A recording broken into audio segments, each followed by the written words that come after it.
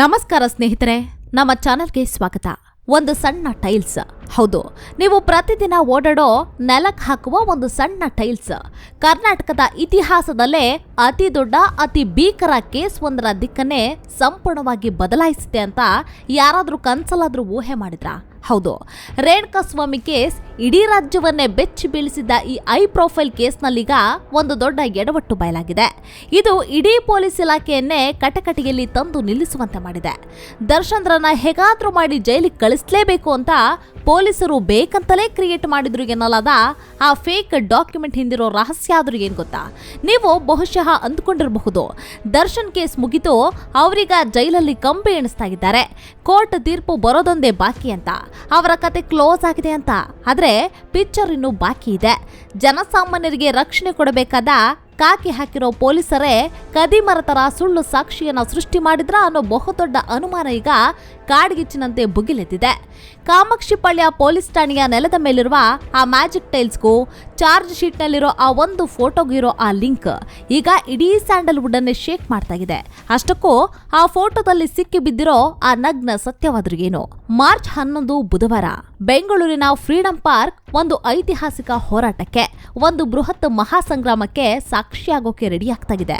ನಮ್ಮ ಡಿಬಾಸ್ ವಿರುದ್ಧ ಷಡ್ಯಂತ್ರ ನಡೀತಾಗಿದೆ, ಕಾಣದ ಕೈಗಳಿಂದ ಪಿತೂರಿ ನಡೆದಿದೆ ಅಂತ ಕೇವಲ ದರ್ಶನ್ ಅಭಿಮಾನಿಗಳಷ್ಟೇ ಅಲ್ಲ, ಕರ್ನಾಟಕ ಸಂಘಟನೆಗಳ ಕನ್ನಡ ಒಕ್ಕೂಟ ಕೂಡ ಈಗ ನೇರವಾಗಿ ಬೀದಿಗಿಳಿಯೋಕೆ ಕರೆ ಕೊಟ್ಟಿದೆ. ನಟರಾಜ್ ಬೊಮ್ಮಸಂದ್ರ ಅವರ ನೇತೃತ್ವದಲ್ಲಿ ಸಾವಿರಾರು ಜನ ಸೇರಿ ಸರ್ಕಾರದ ವಿರುದ್ಧ ತೊಡೆತಟ್ಟುವ ಮುನ್ಸೂಚನೆ ಸಿಕ್ಕಿದೆ. ಇವರ ಟಾರ್ಗೆಟ್ ಯಾರು ಗೊತ್ತಾ? ಬೇರೆ ಯಾರು ಅಲ್ಲ, ಈ ಇಡೀ ಕೇಸನ್ನ ಬೆನ್ನತ್ತಿ ತನಿಖೆ ಮಾಡಿದ್ದ ಘಟಾನುಘಟಿ ಆಫೀಸರ್ಸ್ ಆಗಿರೋ ಎಸಿಪಿ ಚಂದನ್ ಮತ್ತು ಇನ್ಸ್ಪೆಕ್ಟರ್ ಗಿರೀಶ್ ನಾಯ್ಕ್.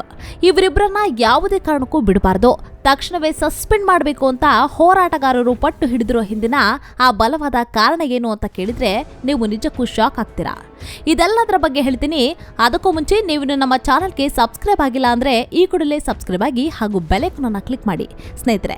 ಅಷ್ಟಕ್ಕೂ ಈ ಕನ್ನಡ ಪರ ಸಂಘಟನೆಗಳು ಹೇಳ್ತಾ ಇರೋದು ಒಂದೇ ಒಂದು ನೇರವಾದ ಮಾತು. ನೋಡಿ, ಚಿತ್ರನಟ ದರ್ಶನ್ ನಿಜಕ್ಕೂ ತಪ್ಪು ಮಾಡಿದ್ರೆ ಅವರಿಗೆ ಕಾನೂನಿನ ಅಡಿಯಲ್ಲಿ ಕಠಿಣ ಶಿಕ್ಷೆ ಆಗ್ಲಿ, ನಾವೇನು ಬೇಡ ಅಂತ ಅವರ ಪರವಾಗಿ ನಿಲ್ಲಲ್ಲ. ಆದ್ರೆ ಪೊಲೀಸ್ ಆಫೀಸರ್ಗಳು ಪ್ರಾಮಾಣಿಕವಾಗಿ ಪಾರದರ್ಶಕವಾಗಿ ತನಿಖೆ ಮಾಡೋದನ್ನ ಬಿಟ್ಟು ದರ್ಶನ್ ವಿರುದ್ಧ ಸುಳ್ಳು ದಾಖಲೆಗಳನ್ನ, ಫೇಕ್ ಎವಿಡೆನ್ಸ್ ಗಳನ್ನ ಯಾಕೆ ಕ್ರಿಯೇಟ್ ಮಾಡಬೇಕು ಅಂತ ಅವರು ಗುಡುಕ್ತಾಗಿದ್ದಾರೆ. ಹೌದು, ದರ್ಶನ್ ಅವರನ್ನ ಈ ಕೇಸ್ನಲ್ಲಿ ಶಾಶ್ವತವಾಗಿ ಸಿಲುಕಿಸಲೇಬೇಕು ಅಂತಲೇ ನಕಲಿ ಮಹಜರು ಮಾಡಲಾಗಿದೆ ಅನ್ನೋ ಗಂಭೀರ ಆರೋಪ ಈಗ ಎಲ್ಲೆಡೆ ಕೇಳಿ ಬರ್ತಾಗಿದೆ. ಅರೆ, ಇಷ್ಟೆಲ್ಲ ಸ್ಟ್ರಾಂಗ್ ಆಗಿ ಓಪನ್ ಆಗಿ ಆರೋಪ ಮಾಡ್ತಿದ್ದಾರಲ್ಲಪ್ಪ, ಹಾಗಾದ್ರೆ ಸುಳ್ಳು ದಾಖಲೆ ಆದ್ರೂ ಯಾವುದು? ಇಲಾಖೆಯವರೇ ಮಾಡಿದ ಆ ಮಾಸ್ಟರ್ ಮೈಂಡ್ ತಪ್ಪೆಲ್ಲಿದೆ ಸ್ನೇಹಿತರೆ? ಇಲ್ಲೇ ಇರೋದು ನೋಡಿ ಈ ಕಥೆಯ ಅಸಲಿ ಮ್ಯಾಜಿಕ್. ರೇಣುಕಾಸ್ವಾಮಿ ಕೇಸ್ನಲ್ಲಿ ಆರೋಪಿಗಳ ಮೊಬೈಲ್ ಫೋನ್ಗಳನ್ನ ಪೊಲೀಸರು ಸೀಸ್ ಮಾಡಿದ್ದೆಲ್ಲಿ? ಕಾಮಾಕ್ಷಿಪಾಳ್ಯ ಪೊಲೀಸ್ ಠಾಣೆಯಲ್ಲಿ ಅಂತ ಪೊಲೀಸರು ಕೋರ್ಟಿಗೆ ಕೊಟ್ಟಿರೋ ಚಾರ್ಜ್ ಶೀಟ್ ನಲ್ಲಿ ಅಕ್ಷರಶಃ ಬರೆದಿದ್ದಾರೆ. ಅಲ್ಲೇ ಸ್ಥಳ ಮಹಜರು ಕೂಡ ಆಗಿದೆ ಅಂತ ಅಫಿಷಿಯಲ್ ಡಾಕ್ಯುಮೆಂಟ್ ರೆಡಿ ಮಾಡಿದ್ದಾರೆ. ಆದ್ರೆ ಫೋನ್ ಸೀಸ್ ಮಾಡೋ ಟೈಮ್ ನಲ್ಲಿ ಸಾಕ್ಷಿಗಾಗಿ ತೆಗೆದಿರೋ ಫೋಟೋಗಳನ್ನ ಝೂಮ್ ಮಾಡಿ ನೋಡಿದಾಗ ಅಲ್ಲಿನ ನೆಲದ ಮೇಲೆ ವೆಟ್ರಿಫೈಡ್ ಟೈಲ್ಸ್ ಗಳು ಇರೋದು ಸ್ಪಷ್ಟವಾಗಿ ಕಣ್ಣಿಗೆ ರಾಚುವಂತೆ ಕಾಣಿಸ್ತಾಗಿದೆ. ಆದ್ರೆ ಅಸಲಿಗೆ ಕಾಮಾಕ್ಷಿಪಾಳ್ಯ ಪೊಲೀಸ್ ಠಾಣೆಯಲ್ಲಿ ಇರೋದು ಹಳೆ ಕಾಲದ ಮೊಸಾಯಿಕ್ ಟೈಲ್ಸ್ ಗಳು. ಈ ಒಂದು ಸಣ್ಣ ಡೀಟೇಲ್ ಈಗ ಇಡೀ ಪೊಲೀಸ್ ಇಲಾಖೆಯ ತನಿಖೆಯನ್ನೇ, ಅವರ ಇಂಟೆನ್ಷನ್ ಅನ್ನೇ ಅನುಮಾನದ ಸುಳಿಯಲ್ಲಿ ಸಿಲುಕಿಸಿದೆ. ಹಾಗಾದ್ರೆ ಫೋನ್ ಸೀಸ್ ಮಾಡಿದಾದ್ರೂ ಎಲ್ಲಿ? ಠಾಣೆಯಲ್ಲಿ ಅಲ್ಲ ಅಂದ್ರೆ ಇನ್ಯಾವ ಗುಪ್ತ ಜಾಗದಲ್ಲಿ, ಯಾರ ಕಣ್ಗಾವಲಿನಲ್ಲಿ ಈ ನಾಟಕ ನಡೀತು? ಸ್ನೇಹಿತರೆ, ಈ ಟೈಲ್ಸ್ ಕತೆ, ಈ ಫ್ಲೋರಿಂಗ್ ಮಿಸ್ ಮ್ಯಾಚ್ ವಿಚಾರ ಹೊರಬೀಳ್ತಾ ಇದ್ದಂಗೆ ದರ್ಶನ್ ಪರ ವಕೀಲರು ಸುಮ್ನಿರೋಕ್ ಸಾಧ್ಯನಾ? ಖಂಡಿತಗಿಲ್ಲ. ದರ್ಶನ್ ಪರ ವಕೀಲರಾದ ಸುಧನ್ವಾ ಅವರು ನೇರವಾಗಿ ಸೆಷನ್ಸ್ ಕೋರ್ಟಿಗೆ ಒಂದು ರಿಟ್ ಅರ್ಜಿಯನ್ನ ಹಾಕಿದ್ದಾರೆ. ಇನ್ಸ್ಪೆಕ್ಟರ್ ಗಿರೀಶ್ ನಾಯ್ಕ್ ವಿರುದ್ಧವೇ ಕ್ರಿಮಿನಲ್ ಕೇಸ್ ಅನ್ನ ದಾಖಲಿಸಿ ಅವರನ್ನೇ ಈ ಪ್ರಕರಣದಲ್ಲಿ ಮೊದಲ ಆರೋಪಿಯನ್ನ ಮಾಡಿ ಅಂತ ದೊಡ್ಡ ಬಾಂಬ್ ಅನ್ನ ಸಿಡಿಸಿದ್ದಾರೆ. ಅಂದ್ರೆ ತನಿಖೆ ಮಾಡಿರೋ ಪೊಲೀಸ್ ಆಫೀಸರ್ ಈಗ ತಾವೇ ಸ್ವತಃ ಕ್ರಿಮಿನಲ್ ಕೇಸ್ ಎದುರಿಸಬೇಕಾದಂತಹ ಮುಜುಗರದ ಪರಿಸ್ಥಿತಿ ಬಂದಿದೆ. ಸ್ಥಳ ಮಹಜರು ಮಾಡುವಾಗ ಪೊಲೀಸರು ಮಾಡಿದ ಈ ಒಂದು ತಪ್ಪು ಇಡೀ ಚಾರ್ಜ್ ಶೀಟ್ ಅನ್ನೇ ಬುಡಮೇಲು ಮಾಡಿದ್ಯಾ?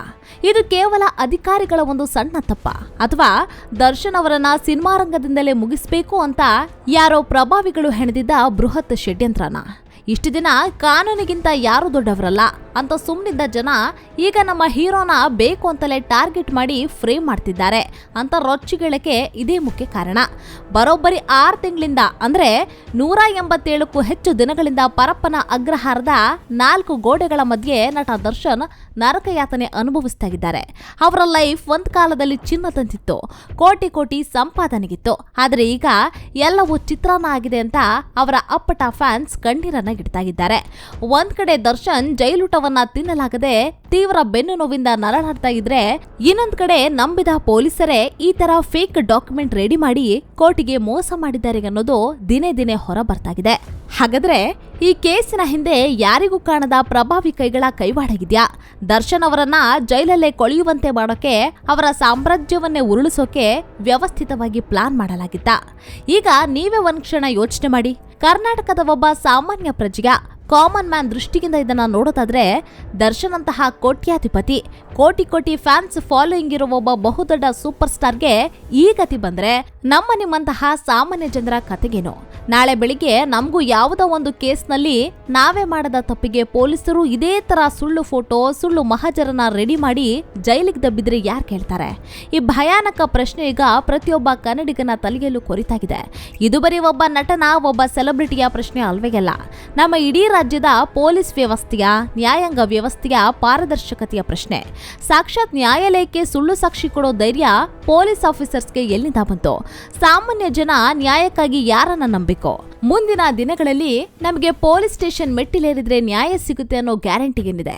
ಕೇವಲ ಅಭಿಮಾನಿಗಳು ಮಾತ್ರವಲ್ಲ, ಇಡೀ ಕರ್ನಾಟಕವೇ, ಇಡೀ ಸ್ಯಾಂಡಲ್ವುಡ್ ಇಂಡಸ್ಟ್ರಿಗೆ ಈಗ ಈ ಕೇಸಿನ ಪ್ರತಿಯೊಂದು ಅಪ್ಡೇಟ್ಗೋಸ್ಕರ ಕಾಯ್ತಾಗಿದೆ. ಮಾರ್ಚ್ 11ರಂದು ನಡೆಯುವ ಆ ಬೃಹತ್ ಪ್ರತಿಭಟನೆ ನಿದ್ದೆ ಮಾಡ್ತಾ ಇರೋ ಸರ್ಕಾರದ ಕಿವಿ ಹಿಂಡುತ್ತಾ? ಗೃಹ ಸಚಿವ ಪರಮೇಶ್ವರ್ ಅವರು ವಕೀಲರ ಆಪಾದನೆಗಳಿಗೆ ನಮ್ಮ ಪೊಲೀಸರು ಮುಂದೆ ಉತ್ತರ ಕೊಡ್ತಾರೆ ಅಂತ ಸಿಂಪಲ್ ಆಗಿ ಹೇಳಿ ಜಾರ್ಕೊಳ್ತಾರ? ಅಥವಾ ಇದರ ಹಿಂದೆ ಇನ್ನೇನಾದ್ರೂ ದೊಡ್ಡ ಲೆವೆಲಿನ ರಾಜಕೀಯದ ಆಟ ನಡೆದಿದ್ಯಾ? ಒಂದಂತೂ ಸತ್ಯ, ಈ ಟೈಲ್ಸ್ ವಿವಾದ ದರ್ಶನ್ ಕೇಸಿಗೆ ಯಾರು ಊಹಿಸದ ಒಂದು ಬಿಗ್ ಟ್ವಿಸ್ಟ್ ಅನ್ನ ಕೊಟ್ಟಿದೆ. ಮುಂದಿನ ದಿನಗಳಲ್ಲಿ ಇನ್ಸ್ಪೆಕ್ಟರ್ ಗಿರೀಶ್ ನಾಯಕ್ ಮತ್ತು ಎಸಿಪಿ ಚಂದನ್ ನಿಜಕ್ಕೂ ಅಮಾನತು ಆಗ್ತಾರಾ? ಅಥವಾ ಇದೇ ಸುಳ್ಳು ದಾಖಲೆಗಳನ್ನೇ ಅಸ್ತ್ರವಾಗಿ ಬಳಸಿಕೊಂಡು ದರ್ಶನ್ ಬೇಲ್ ಪಡೆದು ಮತ್ತೆ ರಾಜ ಗಾಂಭೀರ್ಯದಿಂದ ಹೊರಬರ್ತಾರ? ಕಾದು ನೋಡ್ಬೇಕಾಗಿದೆ. ನಿಮ್ಮ ಪ್ರಕಾರ ದರ್ಶನ್ ಅವರನ್ನ ಬೇಕು ಅಂತಾನೆ ಈ ಕೇಸ್ನಲ್ಲಿ ಸಿಕ್ಕಿಸಲಾಗಿದ್ಯಾ? ನಿಮ್ಮ ಅನಿಸಿಕೆಗಳನ್ನ ಕಾಮೆಂಟ್ ಮಾಡಿ ತಿಳಿಸಿ. ಈ ವಿಡಿಯೋ ನಿಮಗೆ ಇಷ್ಟವಾಗಿದ್ರೆ ಲೈಕ್ ಮಾಡಿ, ಶೇರ್ ಮಾಡಿ ಮತ್ತು ನಮ್ಮ ಚಾನೆಲ್ಗೆ ಸಬ್ಸ್ಕ್ರೈಬ್ ಆಗೋದನ್ನ ಮರಿಬೇಡಿ. ಮತ್ತೊಂದು ವಿಡಿಯೋದೊಂದಿಗೆ ನಿಮ್ಮನ್ನ ಭೇಟಿ ಆಗ್ತೀವಿ. ಅಲ್ಲಿಯವರೆಗೂ ಧನ್ಯವಾದಗಳು.